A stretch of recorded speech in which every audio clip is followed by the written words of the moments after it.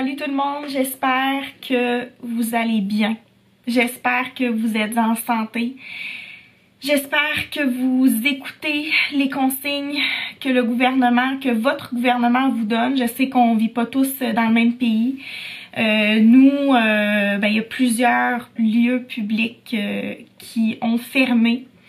Les nouvelles changent à chaque jour. Là, en date d'aujourd'hui, le Canada et les États-Unis sont arrivés à une entente pour empêcher les Canadiens qui veulent partir en vacances aux États-Unis, tu sais, tous les voyages qui sont de loisirs, là, on n'a plus le droit. Donc, notre voyage à New York tombe à l'eau.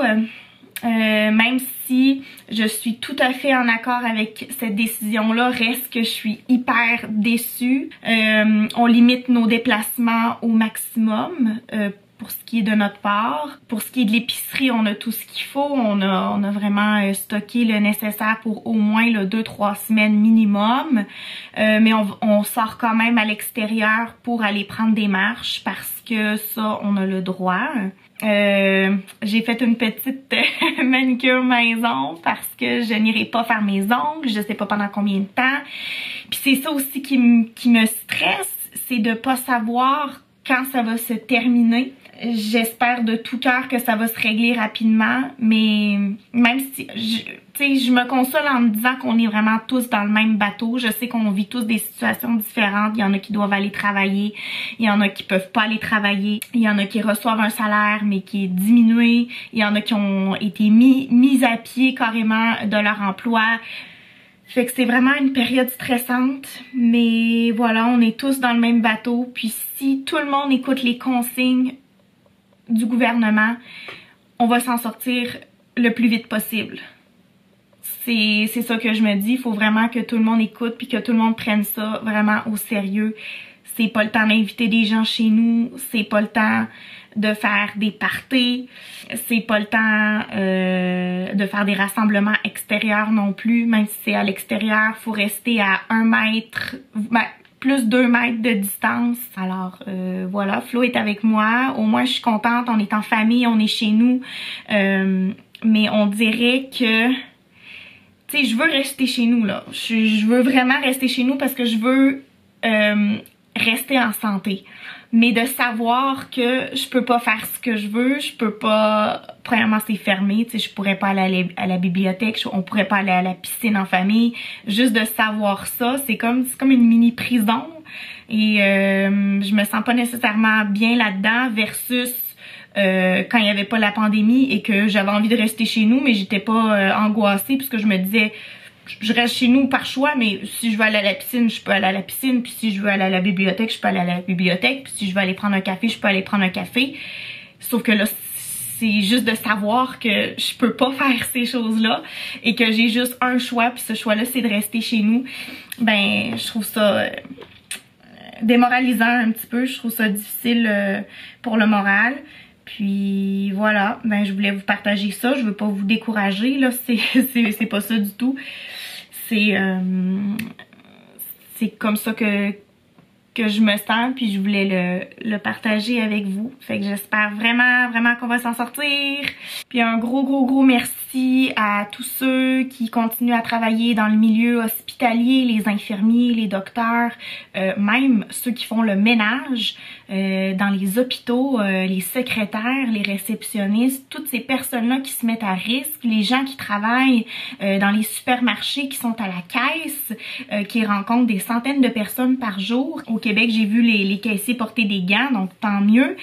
Mais je pense vraiment à toutes ces personnes-là, et j'en oublie là, mais à toutes les personnes qui partent travailler et qui sont à risque de contracter le virus et de mettre leur famille potentiellement en danger. Je le sais que ça dépend pour qui, hein. Il y a des gens que c'est des symptômes très légers, que ça va bien, mais il y en a d'autres, comme par exemple moi. J'ai 30 ans, bon ok, je suis en santé, mais je suis asthmatique. Moi, si j'ai le coronavirus, je pense pas que ça va bien se passer. Je pense que je vais être à l'hôpital avec un respirateur. Puis aussi une autre chose, il y a beaucoup de monde qui disent « Oh, je suis tannée d'en entendre parler ». Moi, au contraire, plus j'en entends parler, plus ça me rassure d'une certaine façon. Je parle pas des médias, mais plus des gens comme moi qui en parlent ou des personnes sur mon Instagram, des personnes normales, là, je sais pas comment expliquer, qui en parlent, moi ça me rassure. Je me dis, faut continuer à en parler. Faut pas faire semblant que ça existe pas, puis de pas parler de nos sentiments, puis de pas parler comment on se sent par rapport à ça. Je pense qu'on a le droit d'en parler, puis que c'est bon pour notre santé mentale de parler du coronavirus, de comment on se sent par rapport à ça. Fait que c'est ça. Allô Léa, allô baby. Vous avez bien dormi? Dis bonjour. Dis allô. Allô. Coucou. Coucou. Léa va dîner, il est rendu 2 h de l'après-midi. Hein? Tu vas dîner, puis après ça, on va aller prendre une marche, ok?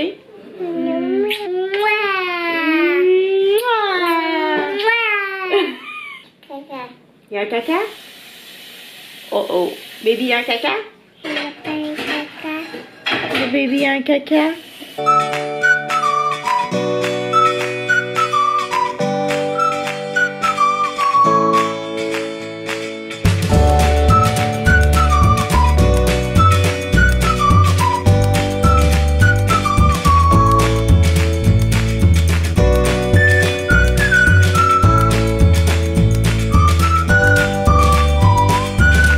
Salut à tous.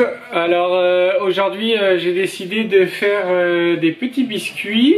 Ça va être des biscuits vraiment très simples à faire. Vous pourrez les faire avec vos enfants sans problème. Ça va être des biscuits aux fenouil et aux zestes d'orange. Il y aura un petit peu de cumin aussi. Puis peut-être une pincée de muscade. Mais sinon, c'est composé tout simplement de farine, d'huile et de sucre. Voilà, je vais mettre 300 g de farine pour commencer, pour voir ce que ça donne.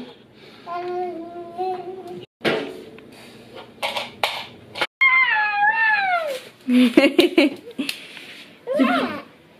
petit mouton! Mets l'autre œil sur le mouton. Bon, donc là je vais partir sur une base de 415 g de farine.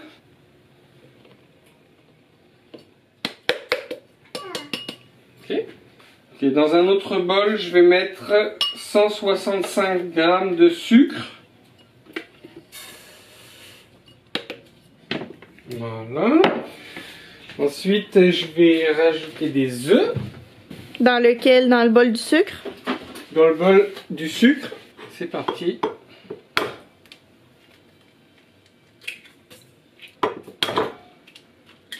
C'est quoi que tu vas mettre après? Je vais mettre aussi de l'essence de vanille et de l'eau de fleur d'oranger.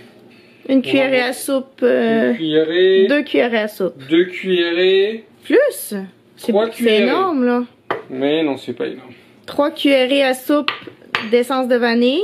Ensuite, je vais mettre de l'eau de fleur d'oranger. 1 cuillère. 2 cuillères. 3 cuillères. Ça déborde, ça déborde. 4 cuillères. C'est plus 5 cuillères, on va dire. Mais non.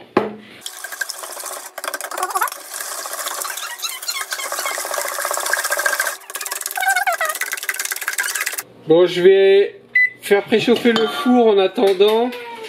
Donc à 350 degrés Fahrenheit, c'est-à-dire 180 degrés Celsius. Je dois mettre 1,6 sachet de levure. C'est un peu compliqué, hein. Bah, juste pour vous dire, ça c'est 15 g de levure. Ouais, mais les Québécois, on n'est pas en grammes. On va y aller au feeling. C'est pas trop grave s'il y en a plus ou moins. Allez, on met tout. Je pense que tu vas être bon, non? Voilà.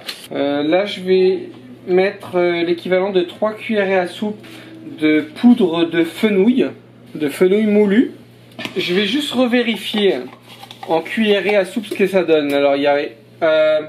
non, je vais le verser là. 1, 2, 3, bah, c'est, on va dire 4 cuillerées à soupe de fenouil que je vais concasser grossièrement Donc au final, ça fait combien de cuillerées à soupe de fenouil? Parce que c'est pas tout le monde qui va les prendre en... Ben là, on est rendu à 7 cuillerées à soupe de fenouil. Ok. Je vais rajouter une cuillerée à soupe de cumin, de graines de cumin, que je vais concasser. Est-ce qu'on peut mettre du cumin en poudre?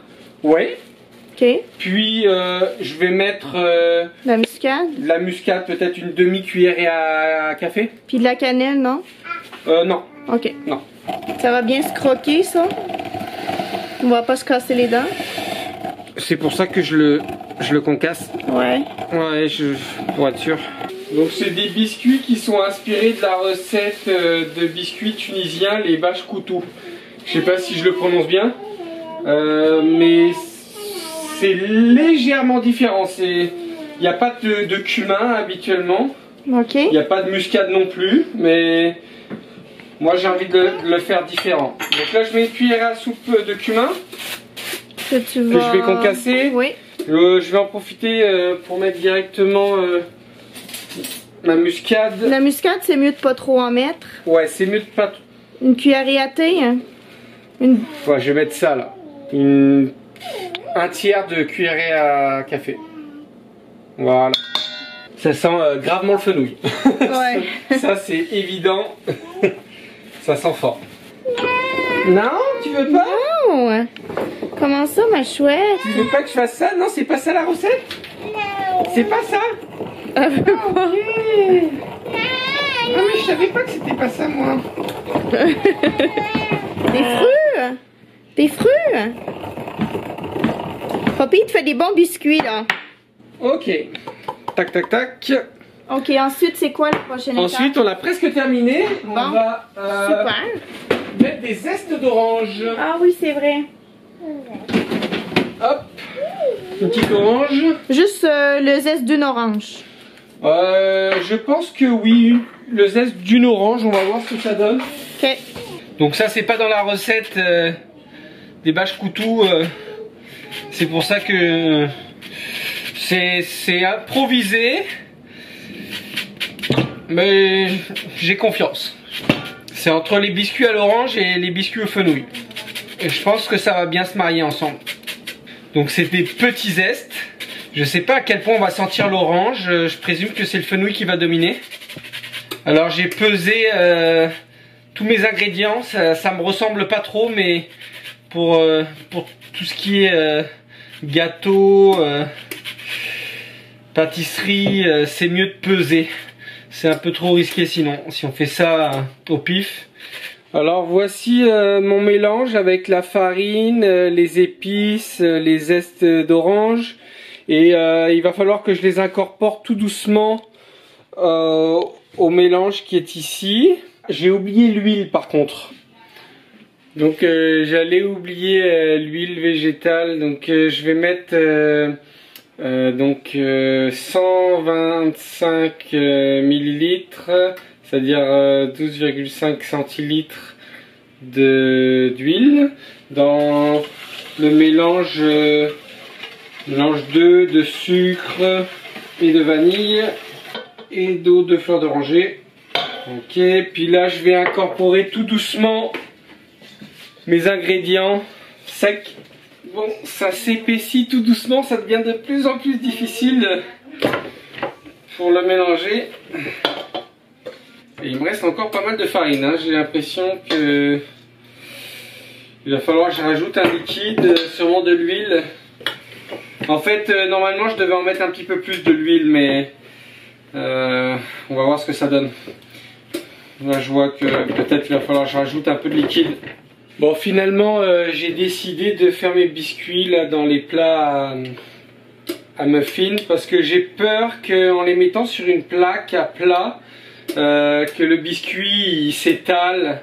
Bon, là c'est parti, je vais mettre mes biscuits donc pour 20 minutes au four. Alors voici les biscuits. On en a un ici en dégustation. C'est quoi le verdict? Bon, alors je les ai mis 28 minutes. Si je les avais fait plus petits, c'est sûr que peut-être que 20 minutes ça aurait suffi. Donc ça, c'est un biscuit qui est sec en surface, mais un petit peu moelleux à l'intérieur. C'est sûr que ça manque de sucre. J'avais mis 166 grammes de sucre, mais je pense que si j'avais à le refaire, je mettrais au moins 225 grammes de sucre. J'aurais rajouté, ça manque de sucre, puis ça manque un peu de parfum. J'étais sûr que ça serait super parfumé, mais en fait, je trouve que c'est pas hyper parfumé. Okay. J'aurais rajouté au moins le zeste de 2 oranges et un peu plus d'essence de vanille, un peu plus d'autres fleurs d'oranger. Bon ben on va aller prendre une petite marche dans le quartier. On va éviter d'aller au parc pour enfants là, dans les jeux, juste pour être sûr. Bon ben on est au parc à côté de chez nous. J'ai dit on va pas au parc, mais en fait ce que je voulais dire c'est on va pas dans les jeux pour enfants. Mais là on est dans un gros parc, puis on s'est mis dans un endroit comme ça où il y a du gazon, puis on a amené un petit ballon pour Léa. On va pouvoir se défouler. Il y a quand même beaucoup de monde qui court. Ça c'est assez impressionnant. J'ai jamais vu autant de monde courir de toute ma vie. Je pense que les gens ils savent pas quoi faire, fait qu'ils vont courir. Sinon il y a beaucoup de monde aussi à pied, des familles qui prennent des marches tout comme nous. En fait on en profite tant qu'on le peut parce qu'on sait pas qu'est-ce que demain nous réserve. Dans le sens où je sais pas qu'est-ce que le gouvernement, les nouvelles directives du gouvernement, qu'est-ce qu'elles seront demain. Alors on en profite, on prend des marches.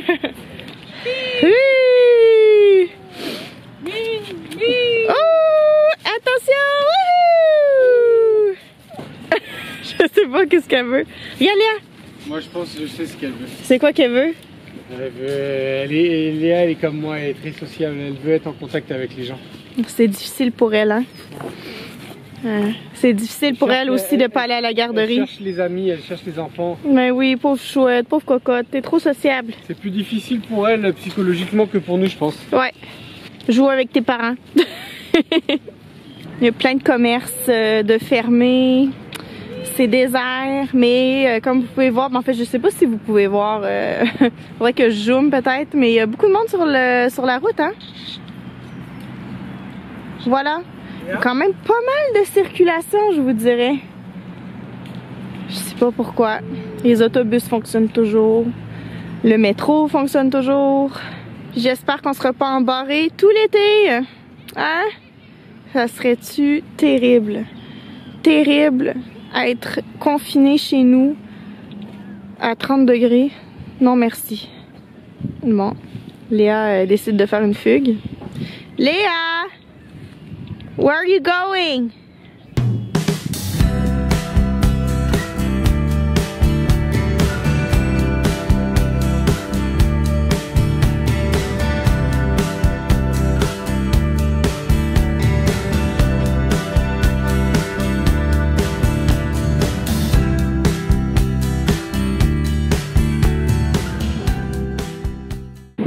On est en chemin pour chez nous, fait que je vais faire le mot de la fin. J'ai terminé le vlog ici. Merci d'avoir écouté la vidéo.